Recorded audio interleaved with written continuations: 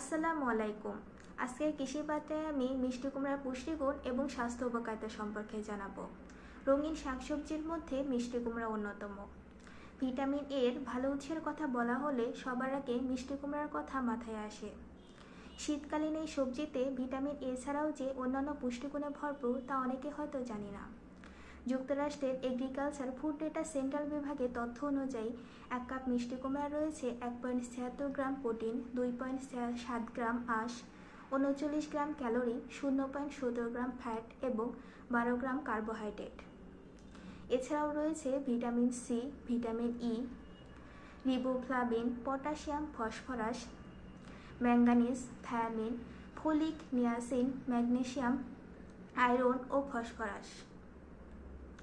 শরীরে রোগ প্রতিরোধ ক্ষমতা বাড়াতে মিষ্টি কুমড়া একটি অত্যন্ত কার্যকরী সবজি।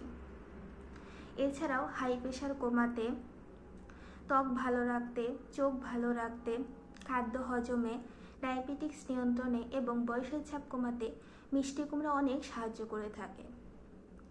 আমরা অনেকেই হয়তো জানি না মিষ্টি কুমড়ার বীজও শরীরের জন্য অত্যন্ত উপকারী। মিষ্টি কুমড়ার বীজে থাকা ম্যাগনেসিয়াম রক্তে শর্করার মাত্রা হ্রাস করে, ফলে ডায়াবেটিক রোগীরা এটি গ্রহণ করলে রক্তে শর্করার মাত্রা নিয়ন্ত্রণে থাকবে।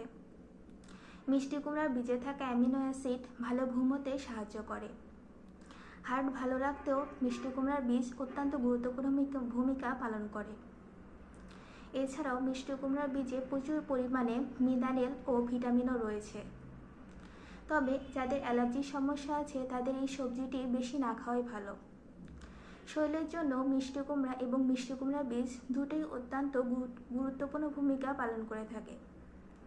আজকের কৃষি বার্তায় এটুকুই।